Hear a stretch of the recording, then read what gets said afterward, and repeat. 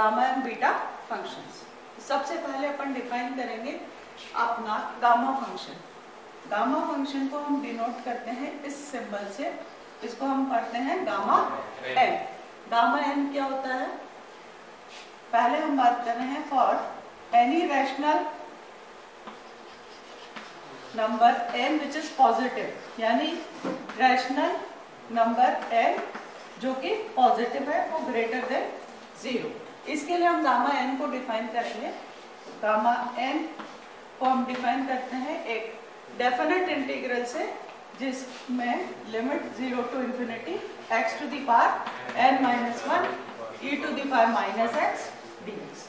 तो ये आपका कहलाता है गामा ऑफ n, जहां पर आपका ये एक definite integral.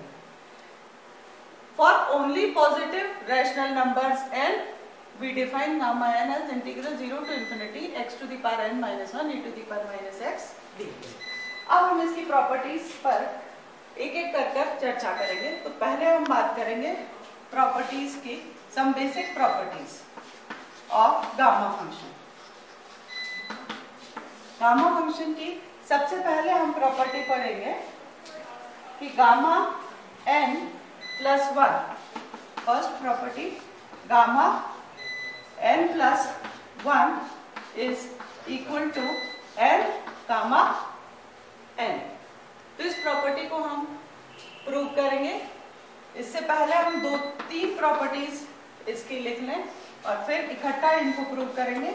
Gamma of 1 is equal to 1, 1 is also a rational number which is positive।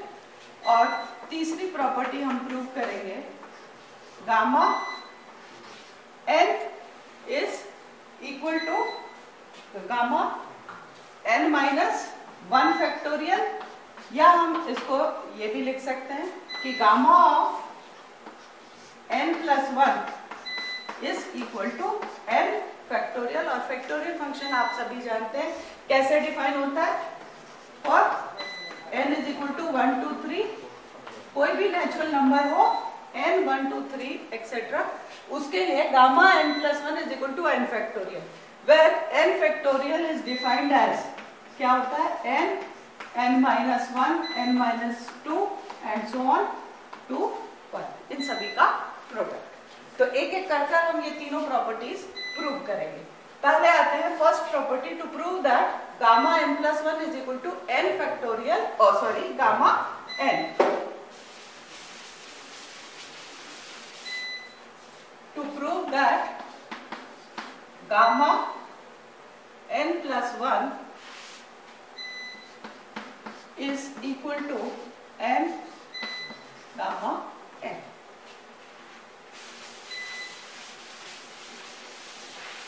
तो पहले अपन इसकी डेफिनेशन यूज करते हुए इसको प्रूव करेंगे। बाय डेफिनेशन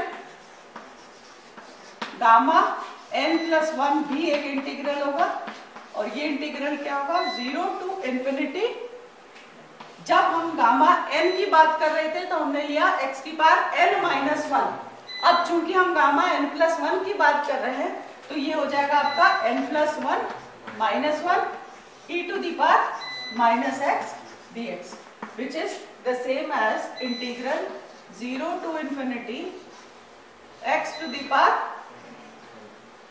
n हो गया e to the power minus x dx। यह हम जानते हैं कि इंटीग्रल है, डेफिनेट इंटीग्रल, जिसे हम सॉल्व कर सकते हैं अपने नॉन रूटीन मेथड से। दो का प्रोडक्ट है, प्रोडक्ट ऑफ टू फंक्शंस का इंटीग्रेशन हम जानते हैं। हम निकालते हैं कैसे, इसका फंक्शन एक को फर्स्ट एक को सेकंड फंक्शन मानते हैं, और हम जानते हैं जब हमारे पास में दो फंक्शंस है आपके, तो इंटीग्रल के लिए हमारा जो रूल है, रूल ऑफ इंटीग्रेशन आइलेट, कि हम किसको फर्स्ट फंक्शन मानेंगे सेकंड को, वो हम डिफाइन करेंगे अपने आइलेट मेथड से कि प्रेफरेंस किसको मिलेगा।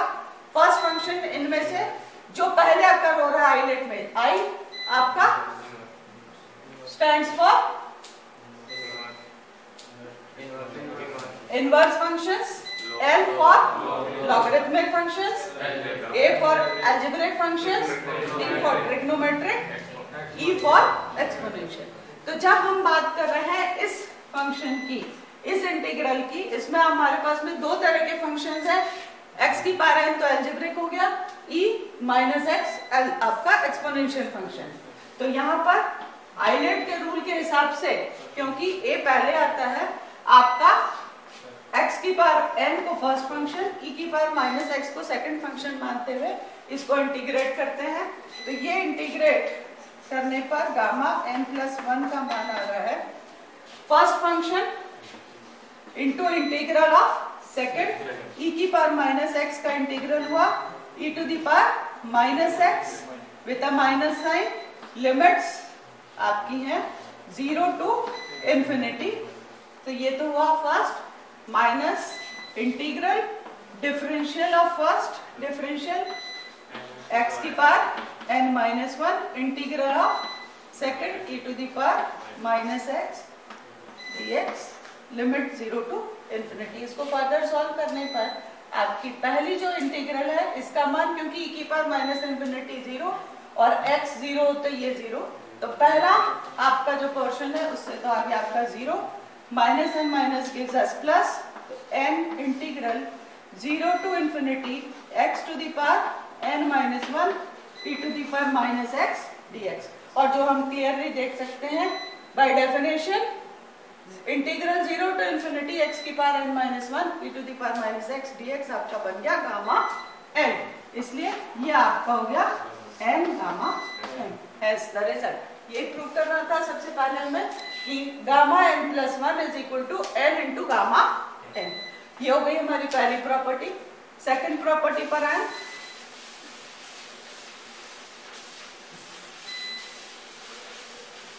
सेकेंड प्रॉपर्टी आपकी थी to prove gamma 1 is equal to 1। To prove that gamma 1 is equal to 1, इसके लिए हमें करना पड़ेगा use n is equal to 1, putting n is equal to 1 in definition of gamma integral, gamma function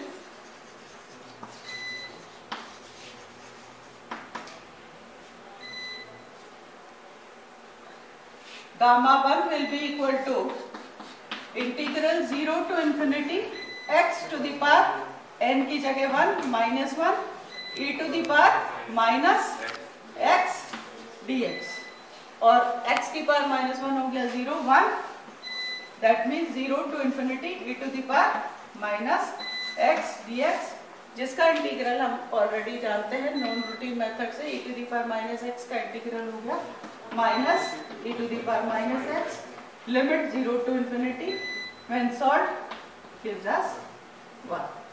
तो ये हो गया आपका गामा 1 का मान। तो गामा 1 इज इक्वल टू 1। दो प्रॉपर्टीज हम प्रूव कर चुके हैं, gamma n plus 1 is equal to n gamma n और gamma 1 is equal to 1। Coming to the third property, तीसरी प्रॉपर्टी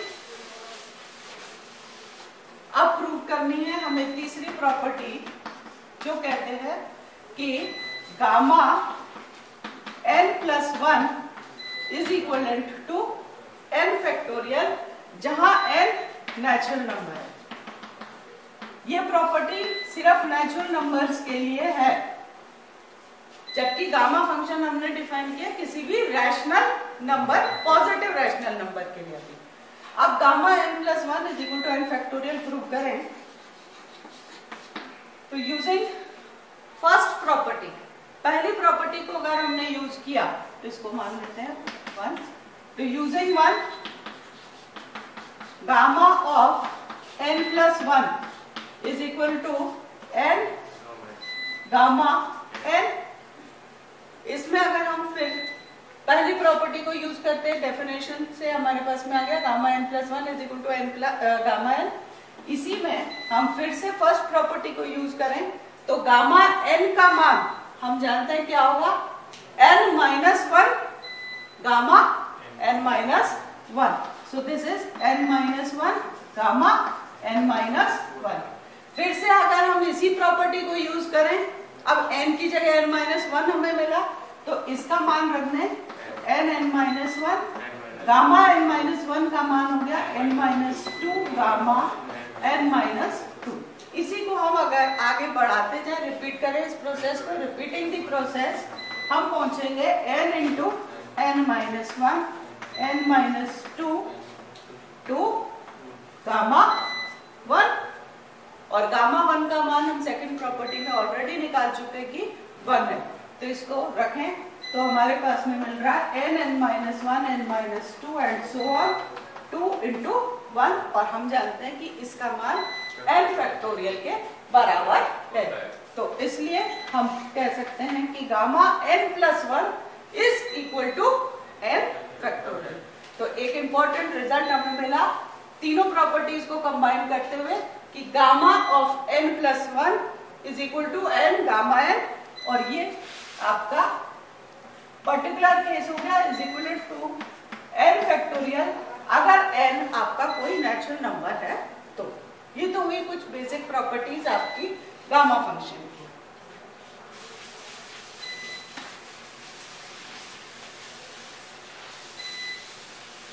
इसके बाद हम कुछ सब्स्टिट्यूशंस से यूज करेंगे आगे, सब्स्टिट्यूशंस को, particular cases, transformation of gamma functions.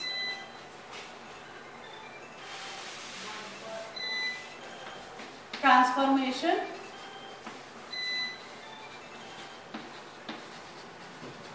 Of gamma function.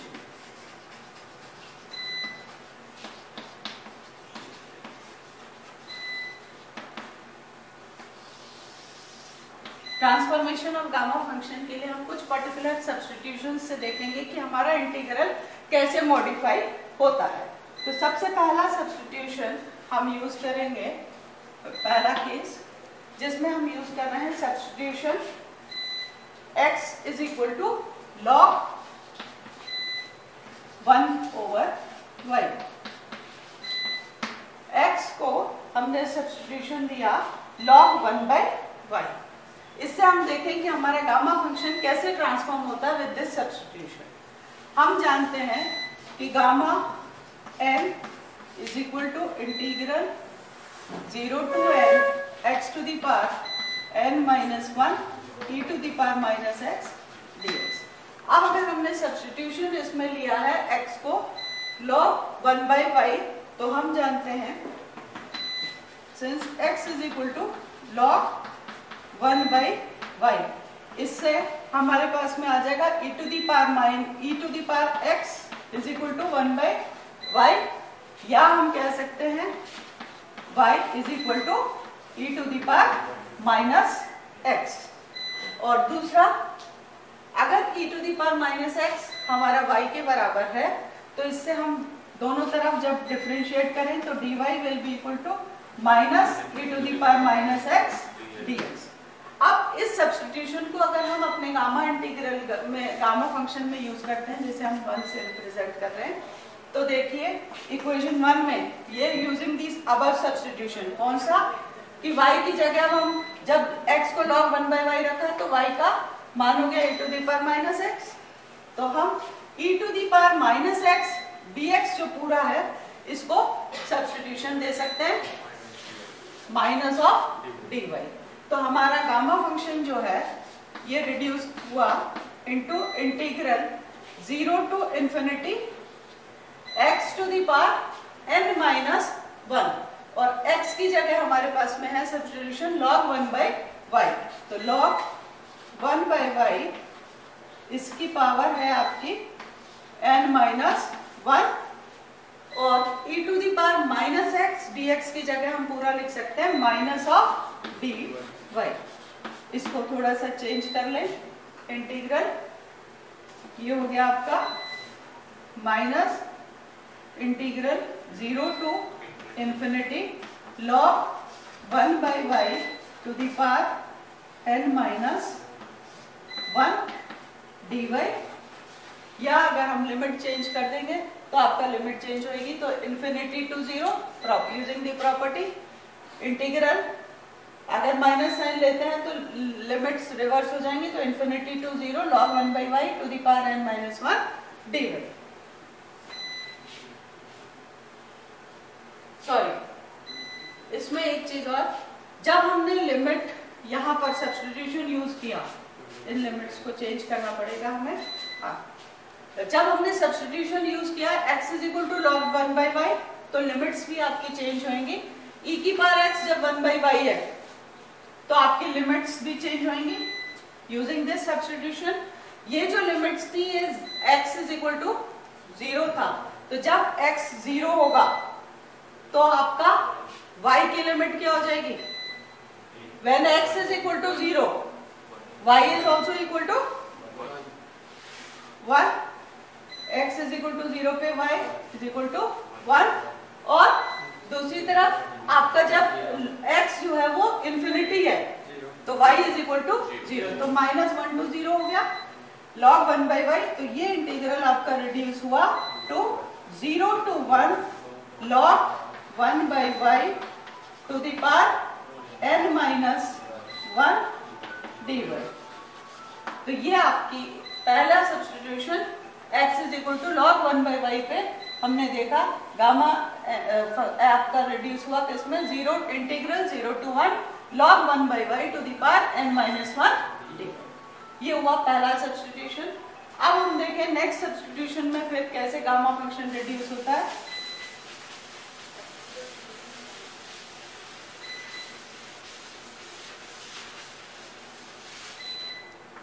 तो सेकंड सब्स्टिट्यूशन देखें हम ले रहे हैं if now we put x to the power n is equal to y। जब x की पावर n को y के बराबर लिया तो हम जानते हैं इंटीग्रेट इसको दोनों तरफ डिफरेंशिएट करने पर हमारे पास आ रहा है x to the power n minus 1 dx is equal to dy। x की लिमिट्स थी आपकी 0 टू इंफिनिटी, तो जब x 0 है तब y का मान हम यहां से निकाल लेंगे। जब x 0 है y का मान 0, और x इंफिनिटी है तो y का मान भी इंफिनिटी। x की जगह जब इंफिनिटी लिया, infinity to the power n is also infinity, यानी लिमिट्स आपकी सेम रहेंगी जब हम ये सब्स्टिट्यूशन यूज करते हैं। तो गामा फंक्शन तब रिड्यूस हुआ किसमें? Gamma n is equal to integral 0 to infinity x to the power n minus 1 e to the power minus x dx। अब इसमें हम सब्स्टिट्यूशन लगा दें। सब्स्टिट्यूशन क्या लगाया है? x की पावर n को हमने लिया है y, तो n x to the power n minus 1 dx ये आपका बना dy। तो x की पावर यहीं पर हम इसको देख लें, x की power n minus 1 dx 1 over n dy। तो यहाँ पर ये इंटीग्रल आपका रिड्यूस हुआ x की पावर n माइनस 1 dx, ये पूरा रिप्लेस हुआ 1 by n dy से e to the power minus x। Limits आपकी y की सेम है, अब हम इसको y के टर्म्स में लिख रहे हैं, तो लिमिट सेम। x की पावर n माइनस 1 dx की जगह तो आ गया 1 by n जो कि कांस्टेंट है, तो इंटीग्रल से बाहर आ गया dy, और आपका e to the power minus x, e to the power minus x की पावर n अगर y के बराबर है then this implies x is y to the power 1 by n। तो e to the power minus 1 by sorry y to the power 1 by n, e to the power minus y to the power 1 by n, और ये आपका ये हो गया। तो जब हमारा सब्स्टिट्यूशन x की power n is equal to y था तो हमारा गामा फंक्शन रिड्यूस हुआ किसमें? Integral 1 by n integral 0 to infinity e to the power minus y 1 by n dy। हम अगर चाहें तो इस प्रॉपर्टी में इसको वापस इंटीग्रल की प्रॉपर्टी से यूज करते हुए इसको इस तरह से भी ले सकते हैं, इंटीग्रल 0 टू इंफिनिटी। अगर इसको रिप्लेस करना चाहें y को बाय x तो कोई फर्क नहीं पड़ेगा, क्योंकि डेफिनेट इंटीग्रल है, लिमिट्स आप चेंज नहीं कर रहे हैं, सिर्फ हम नाम बदल रहे हैं वेरिएबल का। तो y की जगह हम z लें चाहे x लें, कोई फर्क नहीं पड़ने वाला है इंटीग्रल में। तो ये हो गया 1/n integral 0 to infinity e to the power minus x to the power 1/n dx। सिर्फ हमने नाम बदला है आपकी इसका, ये सब्स्टिट्यूशन एज इट इज था, ये हम इंटीग्रल की प्रॉपर्टी ऑलरेडी जानते हैं, only changing the name of the integral. तो आपका सेकंड सब्स्टिट्यूशन x की power n is equal to y लगाने पर हमने देखा गामा n किसके बराबर है 1/n integral 0 to infinity e to the power minus x की पावर 1/n dx। फिर हम सब्स्टिट्यूशन में एक और, ये सिर्फ पर्टिकुलर केसेस हैं जो हमें आगे कैलकुलेशन, जो गामा फंक्शन की प्रॉपर्टी यूज करते हुए कैलकुलेशंस करने हैं इंटीग्रल्स के, उनके लिए यूज होंगे। Using the